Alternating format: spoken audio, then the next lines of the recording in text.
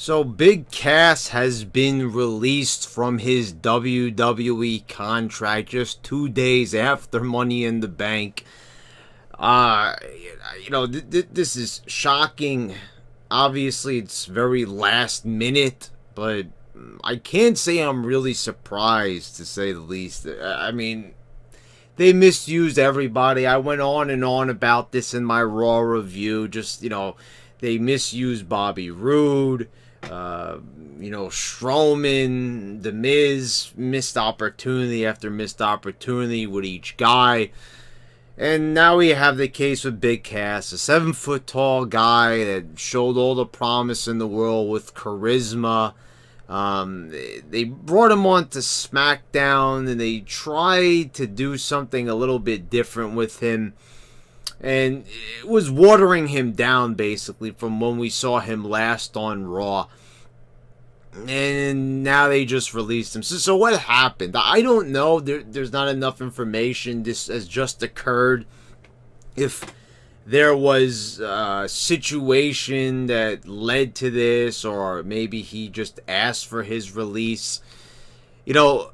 About a month ago, there was a controversy that maybe Cass was in trouble with McMahon for disobeying one of his orders during a segment where he beat up a Daniel Bryan midget.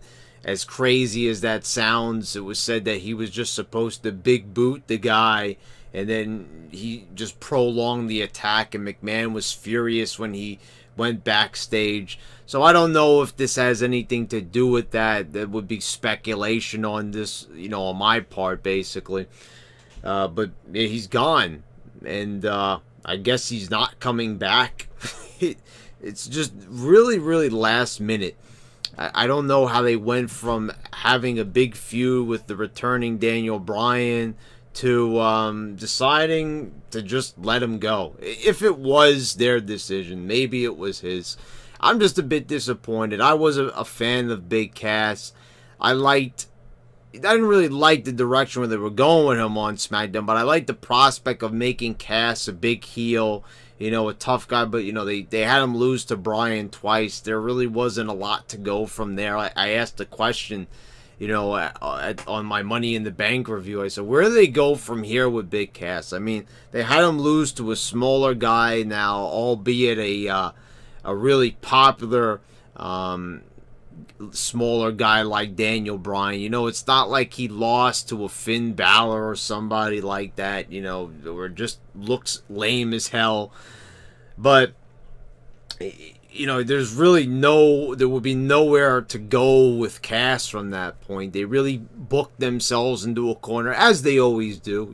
There's so many examples of this, as I said in my Raw review, where they go, where they are at the current point with Bobby Roode. Where do they go with Seth Rollins, where it looks ridiculous? You lose the IC title, and then you're gonna all of a sudden probably be beating Brock Lesnar for his title.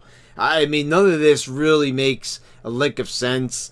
So if I wouldn't be surprised if Creative just said, we don't have anything for him. That was always a popular excuse for years and years and decades and decades. We don't have anything for this wrestler, so, we're not creative enough to think of something for this person to do. We hired him in the first place. He's not getting over because we just can't figure out what to do with him, so we're just going to get rid of him. I mean, there is no excuse. Big Cass showed that he had the charisma, he had the size, he had the look. He went out there, he did everything he was supposed to do, and he did it as well as he could for the most part. You could see that the guy put in the effort to the promos. It's not his fault that, he was just given lame material where he was told to just go out there and keep talking about Daniel Bryan's height over and over to the point where it was just getting ridiculous and redundant. That's not his fault. You can't blame Big Cass. I see people, they're blaming, Big Cass cut a bad promo. Oh, did he? Well, it's creative telling him to go out there and say that. He didn't. He's not going out there. You think he wants to go out there and keep repeating the same thing over and over? I don't think anybody would really want to do that. Does it really sound like these promos are, made by Big Cass himself? No, this is creative, just really running out of ideas. They can't figure out how to book a 7-footer. I mean, you make him look dominant, you have him win a lot of matches, you make him look good, basically. Instead, just have him be fodder for Daniel Bryan for whatever reason. I mean, Daniel Bryan shouldn't even be wrestling Big Cass. You know, he returned. He should already be in the world title picture instead of the nonsense with AJ and Nakamura. They should have catapulted Daniel Bryan right back into the main event scene instead of, you know, just doing this. He should have also been going after The Miz. That should have also been the first priority, to get revenge on The Miz now that he could step back in the ring. But, you know, instead they had him return at the expense of Big Cass, which I just didn't get. You know, everybody was, oh, we're finally going to get that Miz Daniel Bryan feud that, you know, had been brewing for a few years, and then they just say, you know what, we're just going to throw him into a random feud with the returning Big Cass. So you don't have two guys go head to head that are returning. You got Daniel Bryan returning, you got Big Cass returning. Probably not a good idea to put them both together, because you probably want to have them gain some momentum first. They wouldn't let Big Cass get any momentum. They just had him lose right away. So, now he's gone. I don't know, you know, we'll probably see him end up in Impact or something like that. End up on the Indies.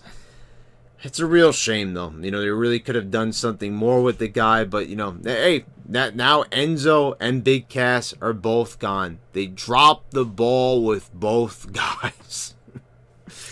Unbelievable. Anyway, guys, thanks for watching. This has been your YWC champ, and I'm signing out.